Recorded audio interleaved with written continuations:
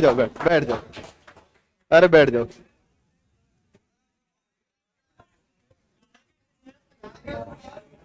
कहाँ गया था? चुप हो गए तब बताऊं। कितने नंबर पे है?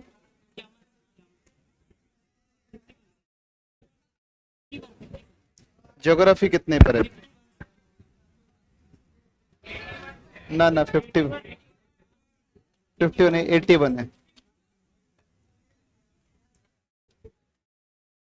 क्वेश्चन, ये टेस्ट बनाया किसने था, पेपर? चलो डिस्कस करें भाई।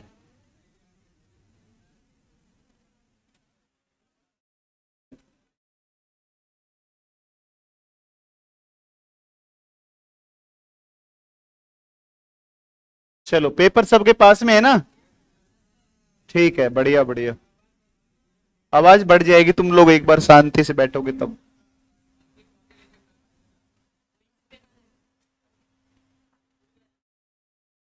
अच्छा ठीक है।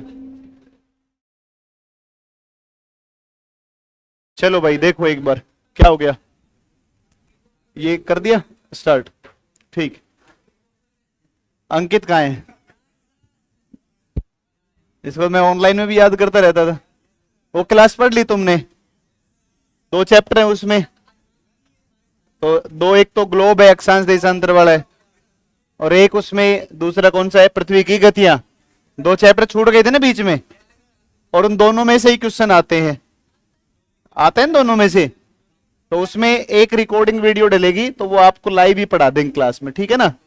टाइम निकालना, और एक कर्क रेखा, भूमध्य रेखा, और आपकी जो मकर रेखा वो किन किन से होकर के गुजरती है, तो क्लास आपको लाइव ही करवा देंगे ऐसे क्लास में, ठीक है ना? और उसमें PYQ है, PYQ भी करवा देंगे, ठीक है? तो उसका तो ये सीन है। और ये जो पेपर बनाए, नहीं मैंने नहीं बनाए पेपर, क्योंकि मतलब कंटेंट टीम ने बनाया होगा, नोएडा से बना होगा। तो कंटेंट टीम ने देखा नहीं है कि भाई क्या क्या टॉपिक टीचर ने क्लास में पढ़ा दिए। तो इसमें हाँ मतलब वो चैप्टर है, इंडियन इंडियन ज्योग्राफी ज्यादा डाल दिया। तो जबकि अपने एनडीए में ज्यादा पूछता है, झुकाव रहता है वर्ल्ड ज्योग्राफी, और उसमें भी फिजिकल वाला ज्यादा रहता है, ठीक है ना? इसलिए हम उसके ऊपर ज्यादा समय दे रहे हैं, फिजिकल के ऊपर ज्यादा समय लगा रहे हैं। तो इंडियन ज्योग्राफी पर अपना बहुत ज्यादा काम करने की आवश्यकता नहीं है। अगर हम 6-7 चैप्टर को बढ़िया तरीके से पढ़ लेंगे तो इंडियन ज्योग्राफी बहुत अच्छा हो जाएगा। संडे संडे करके पढ़ लेंगे उसको, ठीक है ना? तो खैर इसने वो दे दिया, तो वो नहीं देना चाहिए था उस हिसाब से। अब की बार जब पेपर होगा तो फिर मैं डिजाइन करूंगा, ठीक है ना? और उसको बिल्कुल 101% एनडीए के एग्जैक्ट पैटर्न के ऊपर देंगे, ठीक है ना? अब हालांकि पता नहीं है कौन कब क्या पूछेगा, इस बात का तो कोई भरोसा है नहीं। मैं आया नहीं उससे पहले तुमने अपनी कार्रवाई शुरू कर दी। क्या करना चाह रहा है, दिखा क्या है साइड में हो? ला इधर दे, इधर दे, दिला दे दे। क्या पता नहीं।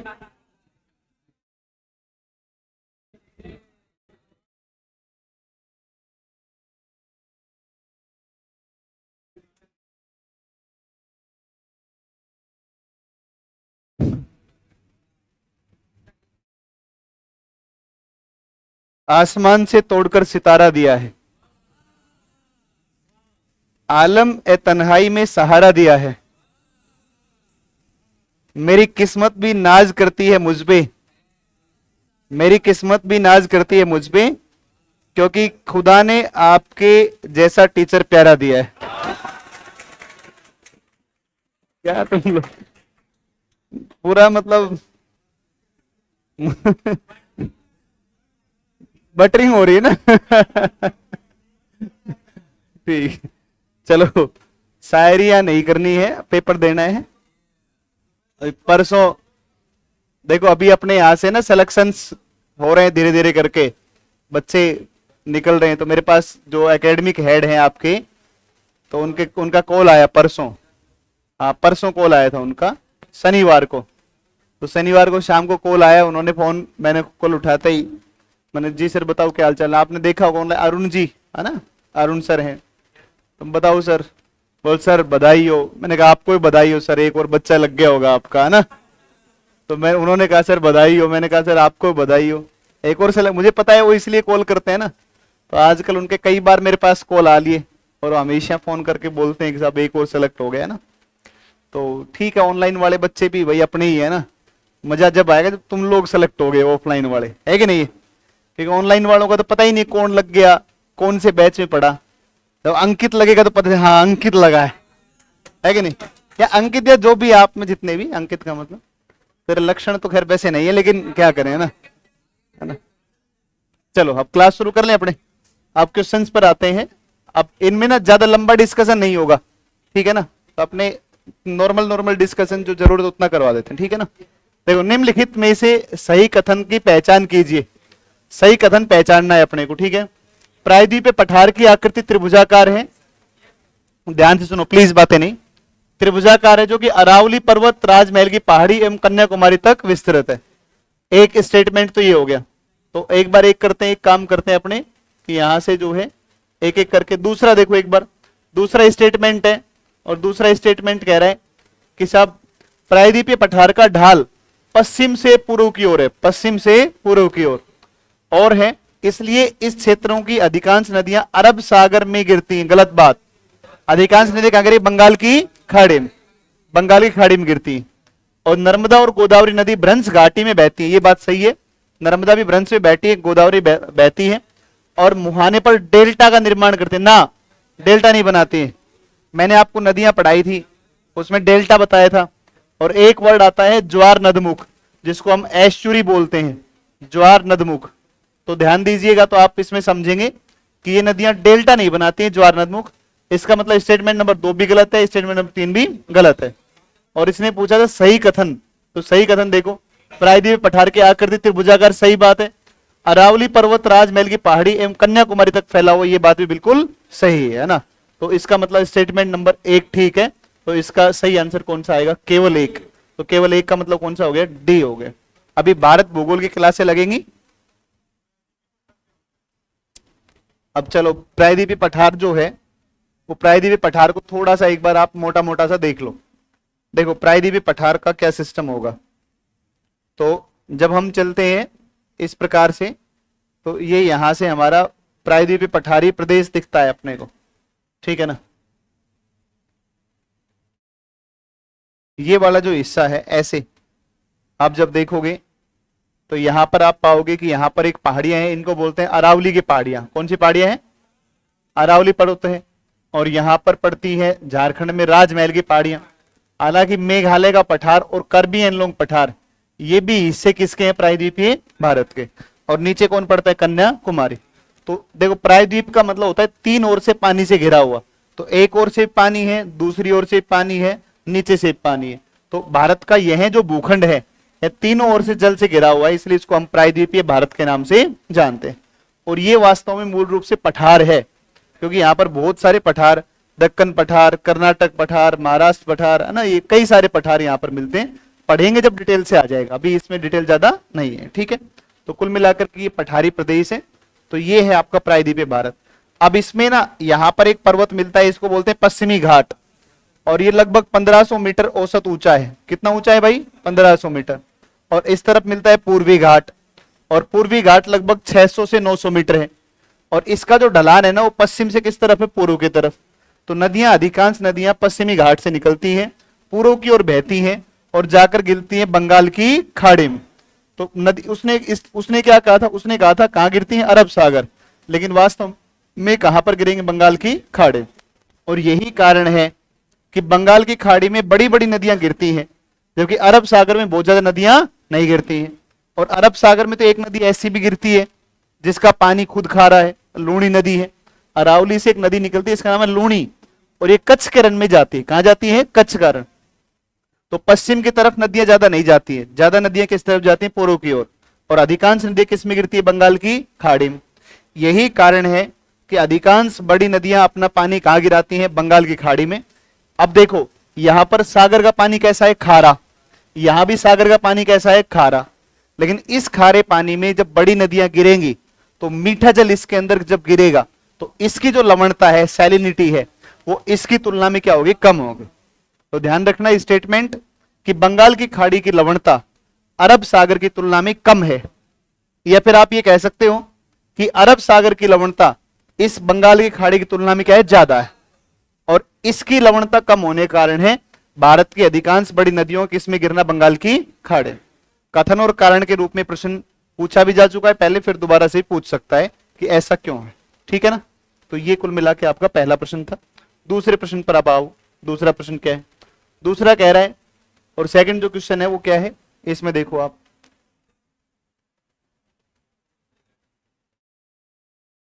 देखो दूसरा क्वेश्चन क्या है। दूसरा कह रहा है मानसून के संबंध में निम्नलिखित कथनों पर विचार कीजिए। यह एक दिशा बदलने वाली हवा है ना। देखो ये ना, मतलब कई बार क्या होता है कि वास्तव में क्वेश्चंस लिखने वाले जिसने भी लिखा है, ये हो सकता है किसी पेपर में पूछा गया होगा, है ना, PYQ होगा, अधिकांश संभावना ये है। अगर पेपर में भी किसी ने पूछा है तो उस व्यक्ति ने पेपर में, मान लो UPSC ने पूछा या UPPSC ने पूछा, MPPSC ने पूछा, किसी ने भी, तो उस व्यक्ति ने इसकी भाषा को ही गलत कर दिया। हवा इसके लिए वर्ड काम में नहीं ले सकते हैं, क्योंकि हवा जो है ना, हवा जो वर्ड है वो हवा वर्ड सही नहीं है। इसके लिए काम में लेना चाहिए पवन। क्या वर्ड काम में लेना चाहिए? बेसिकली हवा में और पवन में बहुत अंतर है। हवा या वायु गैसों का मिश्रण है। हवा या वायु क्या है? गैसों का मिश्रण है कि नहीं है? जबकि पवन वर्ड जो होता है ना, वो पवन, वो क्षैतिज प्रवाह को दिखाता है। तो हॉरिजॉन्टल जो फ्लो होता है ना विंड का, उसका एयर का, तो एयर का जब हॉरिजॉन्टल वो होगा, फ्लो होगा, तो उसको विंड या पवन कहते हैं। तो खैर हमने ये मानकर चलेंगे कि ये पवन शब्द कहना चाह रहा है ना, अपने ही मानकर चलेंगे। अगर इस वर्ड को हवा ले ले तो स्टेटमेंट पहले गलत हो गया, लेकिन हम मानकर चल रहे कि पवन होना चाहिए था, लिखने वाले ने गलती की है ना। बदलने वाली हवा है जो ग्रीष्म काल के दौरान, ग्रीष्म काल में उत्तर पूर्व से और दक्षिण, शीतकाल में दक्षिण पश्चिम दिशा में चलती है ना। ये गलत बात है, दक्षिण दिशा से पश्चिम दिशा में चलती, गलत बात है ना, ये सही नहीं है। अभी मैं बताता हूं डायग्राम बना के। पश्चिमी जेट स्ट्रीम के कारण तमिलनाडु में वर्षा होती है, गलत बात है, नहीं होती। लौटती हुई मानसून से हरियाणा दिल्ली में वर्षा नहीं, गलत बात है। राज्यों में मानसून सर्वप्रथम केरल तट पर पहुंचता है। राज्यों में केरल तट पर सबसे पहले पहुंचे, एक बात सही है। एक डायग्राम के माध्यम से इसको समझते हैं। वैसे इसका आंसर होना चाहिए आपका उपयुक्त में से कौन कथन सही है। ये भी ध्यान रखना, सही पूछा है गलत पूछा है भाई, कौन गलत है तो 1 2 3, कौन सही है तो केवल 4। तो इसका आंसर आना चाहिए डी, इसका आंसर होगा डी। अब एक बार इस क्वेश्चन को देखते हैं कि साहब इस क्वेश्चन में जो ये बातें कही है इसमें क्या क्या बातें हैं। ठीक है ना, तो एक काम करते हैं, डायग्राम बनाते हैं पहले।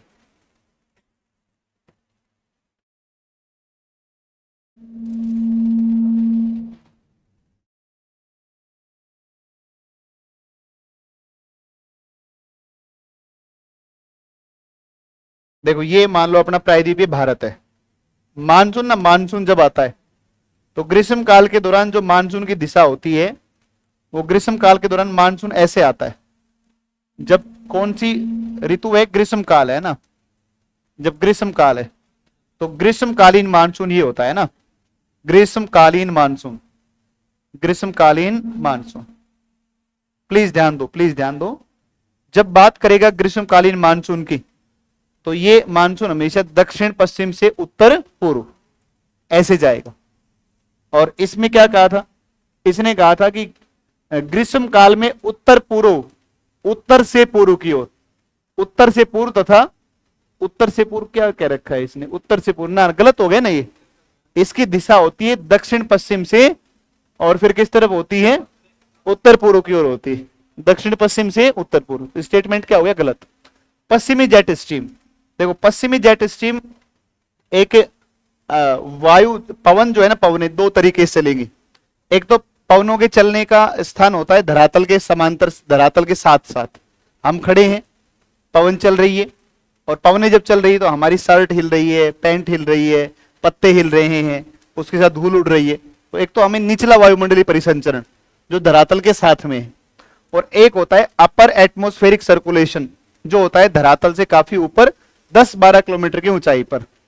और 10-12 किलोमीटर की ऊंचाई पर जो पवनें चलती हैं, उन पवनों के बारे में पहली बार पता चला जब अमेरिका के वायुयान, जेट जो यान थे, जेट यान, वो बम गिराने के लिए किस तरफ आए? जापान की तरफ।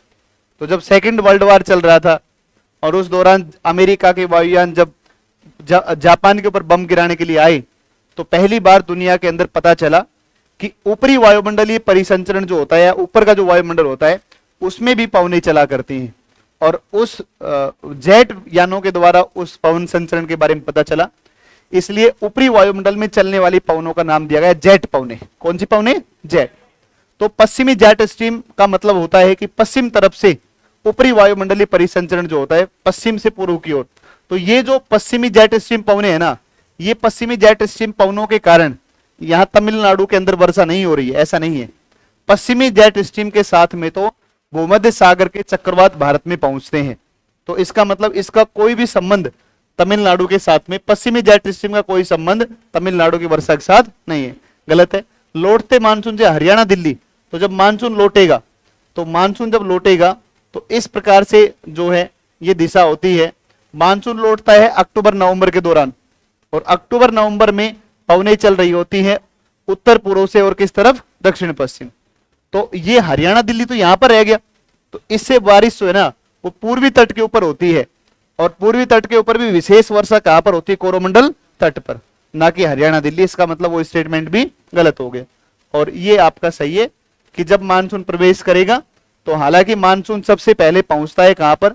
तो हालांकि मानसून सबसे पहले पहुंचता है अंडमान और निकोबार। भारत में मानसून का प्रवेश केरल से पहले नहीं होता है। केरल से भी पहले मानसून कहां पहुंचता है? अंडमान निकोबार। और फिर मुख्य भूमि पर या यहां पर जो मानसून एंटर करता है ग्रीष्म काल में, तो ये कहां पर होता है? केरल के अंदर होता है। तो वैसे वो स्टेटमेंट ठीक है। तो राज्यों में सबसे पहले कहां पहुंचता है? केरल में पहुंचता है, क्योंकि ये राज्य नहीं है ना, ये तो केंद्र शासित प्रदेश है। ठीक है, तो ये कुल मिला के बात हो गई। तो ये तो हो गया आपका। आगे चले? चलो आगे चलते हैं। अगला प्रश्न देखो। फेरल के नियम अनुसार, फेरल के नियम के अनुसार इसको देखो। According to the Ferrel's law, Ferrel के नियम के अनुसार दक्षिणी गोलार्ध में हवाएं दाहिनी ओर मुड़ जाती हैं। मानसूनी हवा उच्च दाब से निम्न वायु दाब की ओर चलती है। बात तो ठीक है, मानसून एक पवन है और मानसून का प्रवाह हमेशा उच्च वायु दाब से किस तरफ होगा? भाई पवने हमेशा उच्च वायु दाब से निम्न वायु दाब, चाहे वो कोई सी भी पवन हो, भले कोई भी पवन है तो हमेशा पवन के चलने की दिशा होगी उच्च वायु दाब से चलेगी और किस तरफ जाएगी? निम्न वायु दाब। ये बात ठीक है बिल्कुल। तो ये तो दूसरा स्टेटमेंट ठीक है, लेकिन पहला जो है ना वो सही नहीं है। दक्षिणी गोलार्ध में दाएं तरफ नहीं है, उत्तरी गोलार्ध में किस तरफ मुड़ती है? दाएं तरफ। एक बल के बारे में मैंने चर्चा की है ऑनलाइन वाली क्लास में, पृथ्वी का घूर्णन जब मैंने आपको पढ़ाया था। तो पृथ्वी घूर्णन के वजह से एक बल उत्पन्न होता है, उसका नाम है कोरियोलिस। और कोरियोलिस जो बल है ना, वो जो कोरियोलिस बल है, वो कोरियोलिस बल की वजह से, कोरियोलिस बल की वजह से क्या होता है? पवनें अपनी मूल दिशा से मुड़ जाती है ना। क्या हो गया?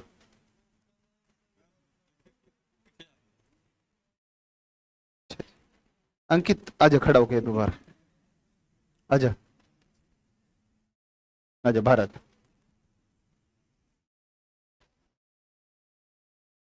आजा। पता नहीं तेरी लाइन में क्यों शरारतें होती, मेरे तो आज तक समझ में नहीं आई। आजा इधर, आजा ना, नीचे नहीं। आज मैं घर से आया हूं तो पहली क्लास है कई दिन बाद। आजा बेटा आजा, बढ़िया है ना। चल, घर में सब राजी खुशी? देख, तो कोरियोलिस बल के प्रभाव से पवनें उत्तरी गोलार्ध में अपने दाएं तरफ मुड़ती हैं और दक्षिणी गोलार्ध में बाएं तरफ। जैसे कैसे मुड़ेंगी, क्या हो रहा है इसमें? तो इसमें अच्छा, इसका आंसर कौन सा आना चाहिए? इसका आंसर होना चाहिए कौन सा? केवल दो सही है। कौन कथन सही है? तो केवल दो सही है, बी इसका आंसर होगा। अब एक बार देखो कि पवनें कैसे मुड़ रही है। तो जैसे बेसिकली होगा ये सिस्टम कि जैसे मान लो कि कोई पवन है और ये पवन जो है, ये यहां पर वायु का दाब कैसा है? ये यहां पर है लो एयर प्रेशर, है ना। और इसके आसपास कैसा है? High air pressure. तो हाई एयर प्रेशर है। तो बेसिकली सिस्टम क्या होगा ना कि जब ये पवन, ये हम बात कर रहे हैं इक्वेटर से ऊपर की तरफ, इक्वेटर से किस तरफ? ऊपर की तरफ। तो जैसे ये पवन चलेगी यहां हाई प्रेशर से किस तरफ? लो प्रेशर की तरफ। तो हमेशा उत्तरी गोलार्ध में पवनें हमेशा दाएं तरफ मुड़ेंगी। तो ये पवन जो है ना, ये सीधी नहीं जाकर के दाएं तरफ मुड़ते हुए चलेगी, इस प्रकार से चलेगी, है ना। तो हमेशा उत्तरी गोलार्ध में कैसे मुड़ते हुए चलती है? दाएं ओर। और दक्षिणी गोलार्ध में अगर ये बात होगी तो किस तरफ मुड़ेगी? बाएं ओर। तो ये बाईं ओर मुड़ेगी, ठीक है ना। तो कुल मिलाकर के उत्तरी गोलार्ध में दाएं तरफ मुड़ती हैं, दक्षिणी गोलार्ध में बाएं तरफ। मुड़ने का कारण है कौन सा बल? कोरियोलिस। कौन सा बल है? सारे ने बोल रहे कौन सा बल है? कोरियोलिस बल के कारण पवनें अपनी मूल दिशा से मुड़ती हैं, और ना केवल पवनें, जबकि महासागर की धाराएं भी मुड़ती हैं, ठीक है ना। अरे पीछे, अरे लड़के क्या मिल गया बेटा, क्या मिल गया? अब क्या बात कर रहे हो? बातें नहीं, इस पे ध्यान। तो कोरियोलिस बल की वजह से ये पवन, देख ले दांत और निकाल रहे हैं। घर पे रिश्ते की बात चल रही है क्या? नहीं, ऐसा होता होगा आपके साथ में, नहीं होता है? अरे नहीं, ऐसा हो ही नहीं सकता है। जब बच्चा 10वीं क्लास में होता है, मतलब 9वीं 10वीं 11वीं 12वीं फर्स्ट ईयर सेकंड ईयर, इस 5 से 6 साल के दौरान जब भी कभी घर वाले रिश्ते की बात करते हैं तो एक अजीब प्रकार की खुशी होती है, नहीं होता है क्या? आपको पता नहीं है, मैं पहले 10वीं में था, मैं पहले नहीं पता है, फिर मैं 11वीं में हुआ, फिर मैं 12वीं में हुआ, फिर उसके बाद में फर्स्ट ईयर में हुआ। अब तुम धीरे धीरे हो रहे हो ना, है कि नहीं है? होती है बेटा, खुशी होती है ना। चलो देखो, तो ये कुल मिला के आगे ध्यान दो, आगे ध्यान दो। देखो ये प्रश्न ना, एशिया और अफ्रीका महादेश को निम्नलिखित में कौन सी जल संधि जोड़ती है? ऐसा हो ही नहीं सकता है। जल संधि महाद्वीपों को तो जोड़ेगी नहीं। जल संधि तो भाई, संधि का मतलब होता है जोड़ना, संधि का मतलब, और जल संधि मतलब एक ऐसा जलीय भाग जो दो जलीय भागों को जोड़े, उसको क्या बोलते हैं? जल संधि बोलते हैं। तो ये प्रश्न ही गलत लिखा गया है, और ये प्रश्न गलत है। वास्तव में क्वेश्चन ऐसा आना चाहिए था, एशिया और अफ्रीका महादेश को निम्नलिखित में से कौन सी स्थल संधि जोड़ती है? कौन सी स्थल संधि जोड़ती है? ये प्रश्न ऐसा होना चाहिए था। जल संधि वर्ड का काम में नहीं आना चाहिए था। हाँ, ये हो सकता है कौन सी जल संधि पृथक करती है, अलग करती है। अब मैं इन दोनों प्रश्नों को एक डायग्राम से समझा देता हूं। मैपिंग का क्वेश्चन है एक ही, और मैपिंग का प्रश्न है, आया हुआ क्वेश्चन है, पता नहीं किसी ने बनाया है। देखो एक बार होता क्या है बेसिकली इसके अंदर, कि आप एक डायग्राम, एक लोकेशन को देखो। आप इस तरीके से जब आप देखोगे, इस तरीके से जब आप देखोगे ऐसे, तो यहां पर आपका ये है हॉर्न ऑफ अफ्रीका, आपने सुना होगा, हॉर्न ऑफ अफ्रीका है। तो ये तो कुल मिला के आपका अफ्रीका है, और ये दुनिया का सबसे बड़ा प्रायद्वीप है, और ये अरब प्रायद्वीप है। मतलब ये कुल मिला के कौन सा महाद्वीप हो गया? एशिया। और एशिया और अफ्रीका के बीच में जो सागर है, इसका नाम है लाल सागर, यानी कि जिसको हम कौन सा सी बोलते हैं? रेड सी। और भाई ये यहां पर ना, यहां पर ये एक स्थलीय भाग है, यहां पर एक देश पड़ता है मिस्र, और ये स्थलीय भाग है इजिप्ट जिसको बोलते हैं। देखो ये एक स्थल भाग है, और यहां से ये एक देश पड़ता है इजराइल, और यहीं पर पड़ता है तुम्हारा गाजा पट्टी। कौन पड़ता है? गाजा पट्टी। यहीं से गाजा पट्टी है, ये है गाजा पट्टी, ठीक है ना, गाजा पट्टी है। और इसी मिस्र में एक नदी बहती है जिसका नाम है नील। मतलब 3 क्वेश्चन एक जगह से दे दिए, 3 प्रश्न एक जगह से दे दिए, है ना। तो 3 क्वेश्चन एक जगह से आ गया। मैं तीनों क्वेश्चनों को एक साथ समझा देता हूं, ठीक है ना। एक बात आ गई, गाजा पट्टी किससे सीमा नहीं लगाती है? ये प्रश्न आया था यूपी पीएससी आरओ के अंदर, पूछा गया था अभी कुछ दिन पहले, और उस समय मैंने आपको ये सॉल्यूशन करवाया था क्लास में। याद करके देखो एक बार। तुम्हें तो याद खैर कुछ रहता ही नहीं है, नहीं तुम्हारी क्लास में नहीं, तुमसे पिछले बैच में कराया था मैंने पेपर सॉल्यूशन, ठीक है ना। तो ये क्वेश्चन पूछा गया था, कौन नहीं लगता है? देखो गाजा पट्टी लगती है मिस्र से, क्योंकि ये जो ये बड़ा स्थल भाग है ना, इसको बोलते हैं सिनाई। क्या बोलते हैं इसको? सिनाई। इसका नाम है सिनाई प्रायद्वीप है। और भाई ये जो सिनाई प्रायद्वीप है ना, ये जो सिनाई प्रायद्वीप है, इस सिनाई प्रायद्वीप की अगर बात करते हो तो सिनाई प्रायद्वीप मिस्र का भाग है, और इसी सिनाई प्रायद्वीप के ऊपर यहां पर एक नहर पड़ती है, और इसका नाम है स्वेज नहर। कौन सी नहर है? तो देखो ये जो मिस्र, मतलब सिनाई प्रायद्वीप का मतलब मिस्र हो गया। जैसे हम कहें कि भाई अंडमान निकोबार का मतलब भारत है, लक्षद्वीप का मतलब भारत है, ऐसे ही सिनाई प्रायद्वीप का मतलब भी क्या है? मिस्र है। तो एक तो मिस्र से लग गया गाजा पट्टी, इसके अलावा इस तरफ जो महासागर है, इस तरफ जो सागर है इसका नाम भूमध्य सागर, मेडिटेरेनियन सी है, और इस तरफ जो पड़ता है इसके, ये पड़ता है इजराइल। तो इसका मतलब ये जो हमारा गाजा पट्टी है ये मिस्र से भी लगता है, भूमध्य सागर से लगता है, और एक किससे लगता है, ये लगता है किसके साथ में, ये लगता है आपका इजराइल के साथ में। लेबनान के साथ इसकी सीमाएं नहीं लगती। समझ में आई बात? तो इजराइल से नहीं लगता है। अब आप देखो, एक बात तो ये हो गई, यहां पर ना, यहां पर एक जलीय भाग है, और यहां पर ये जो जलीय भाग है ना, इसको कहते हैं बाब अल मानदेव। क्या बोलते हैं भाई? बाब अल मानदेव। और ये जो बाब अल मानदेव है, इस बाब अल मानदेव के इस तरफ एक छोटा सा देश है जिबूती। कौन सा पड़ता है? जिबूती। और इस तरफ पड़ता है कौन सा? और इसका नाम पड़ता है यमन। कौन सा देश है? यमन। तो यमन और जिबूती के बीच में एक जलीय भाग है जिसका नाम है बाब अल मानदेव जल संधि। और ये बाब अल मानदेव जल संधि अफ्रीका को किससे अलग करता है? एशिया से अलग करता है।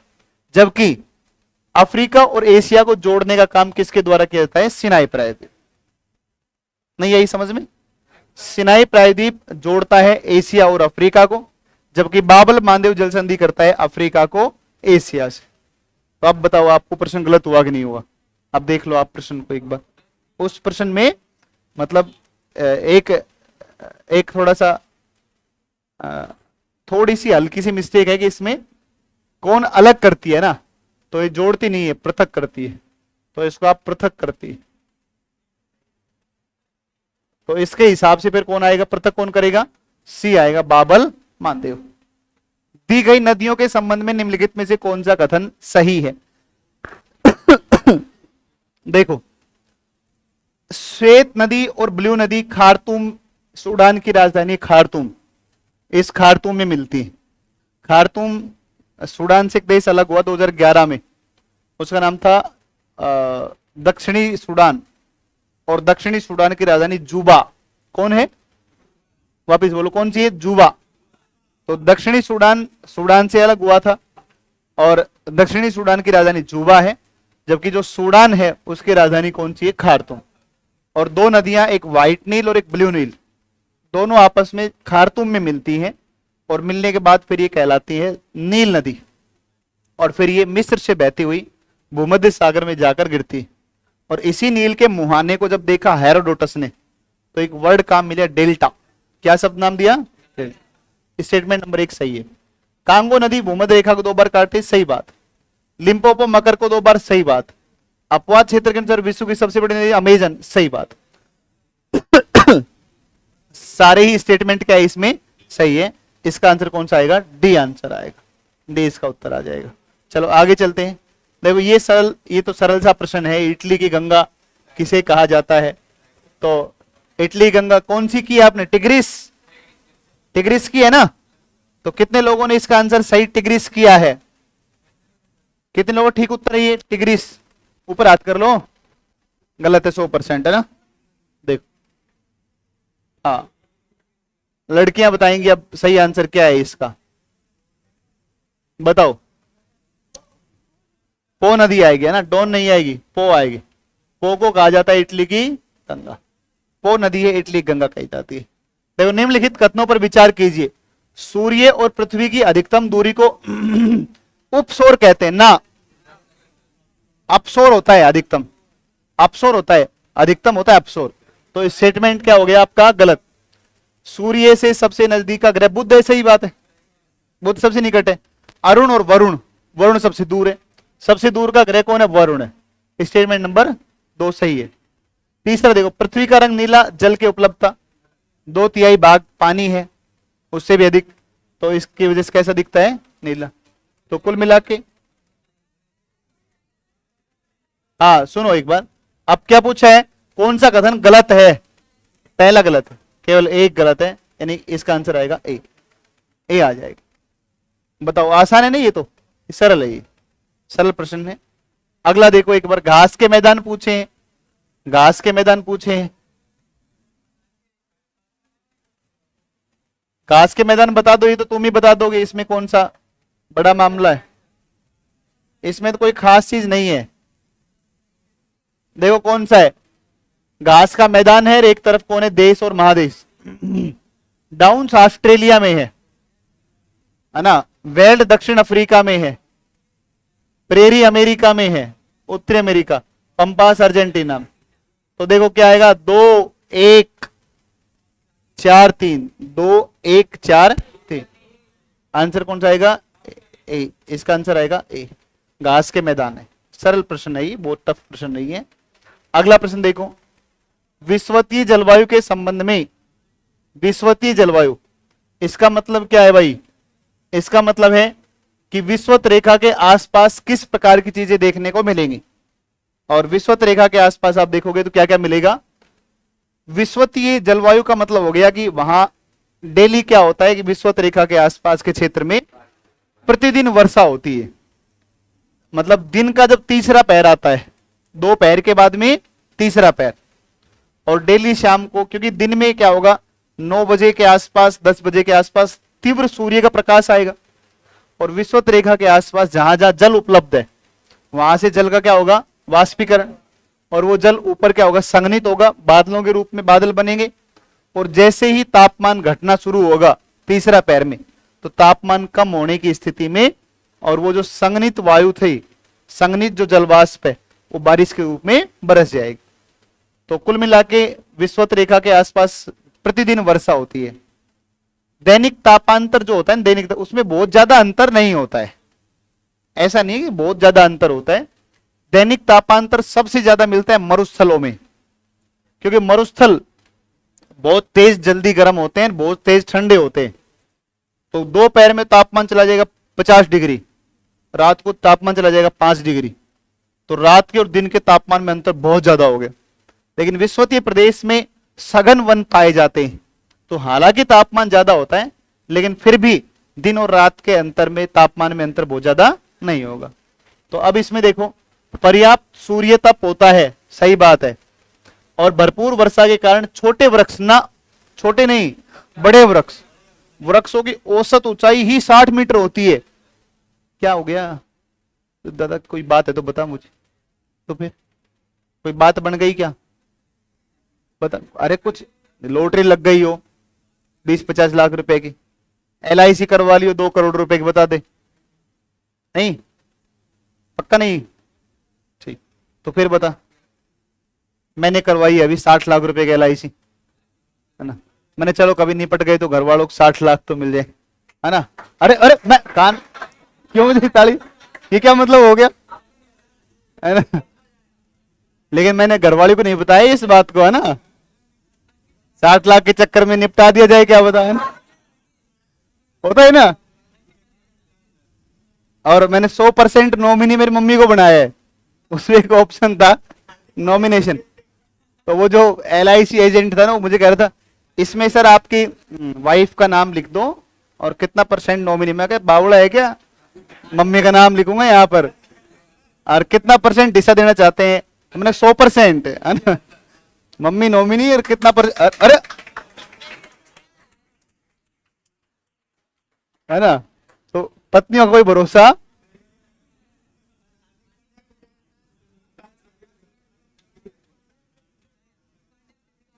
अभी हम शादी में गए थे, तो अभी हम शादी में गए तो भाई वहां पर उस शादी में, अब चूंकि बिहार में अगर मैं किसी पब्लिक फंक्शन में जाऊंगा ना, तो जनरली ऐसा होगा कि वहां पर 2-5 लोग तो ऐसे मुझे मिल जाएंगे जो पढ़े हुए होंगे, है ना।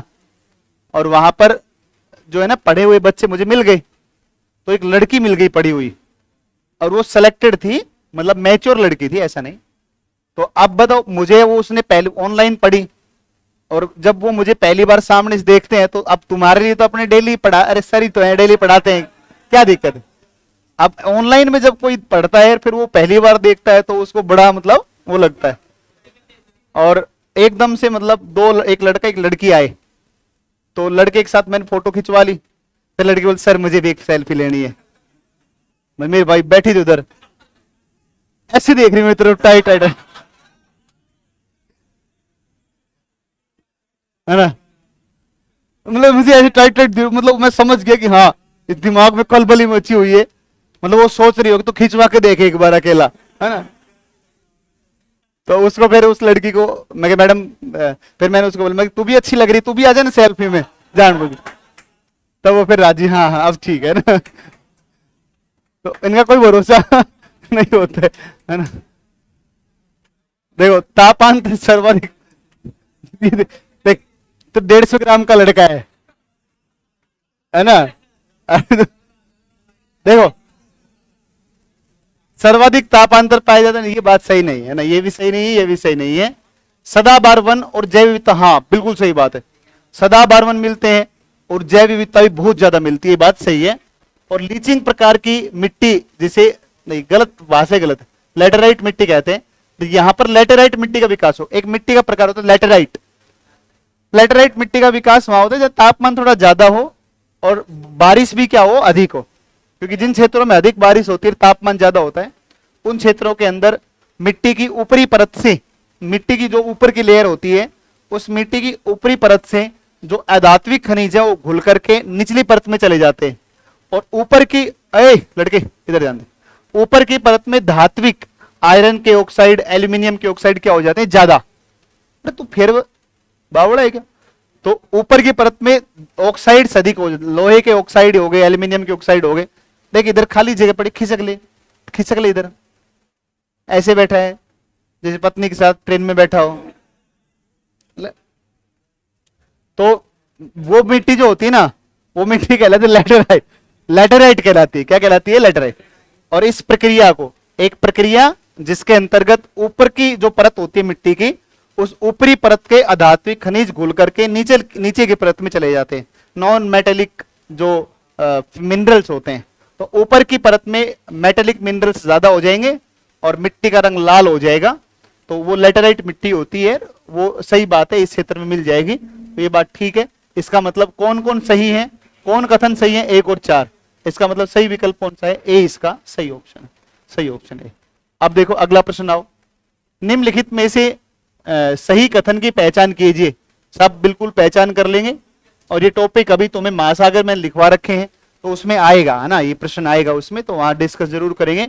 जहां पर गर्म और ठंडी जलधारा मिलन स्थल पर फोक का निर्माण होता है, जहां पर दोनों प्रकार की जलधारा, वहां हल्का हल्का क्या हो जाता है, धुआं सा हो जाता है, फोक बन जाता है वहां पर, क्योंकि एक तरफ ठंडा पानी, एक तरफ क्या है, गर्म पानी, दोनों जब मिलते हैं तो इस समय पर फोक का निर्माण होता है। जहां गर्म और ठंडा पानी मिलता है वहां पर बहुत सारा प्लैंकटन पाया जाता है। प्लैंकटन होते हैं, 2 होते हैं, एक जू प्लैंकटन, तो जो मछली वगैरह होती है जू प्लैंकटन हो गया, और जो घास होती है, समुद्री घासें होती है, शैवाल वगैरह, उसको फाइटोप्लैंकटन। तो जहां पर ये दोनों धाराएं मिलेंगी ठंडी गर्म, वहां बहुत सारे प्लैंकटन पाए जाते हैं। प्लैंकटन ज्यादा मिलेंगे मतलब भोजन है वो, और भोजन है तो मछलियां भी क्या मिलेंगी, ज्यादा। ज्यादा मछली जब मिलेंगी तो अधिक मछली मिलने के कारण वहां पर मत्स्य पालन का कार्य किया जाता है, और उनको बैंक बोलते हैं, बैंक, ठीक है ना। जैसे grand bank, George bank, Dogar bank, ये बैंक होते हैं।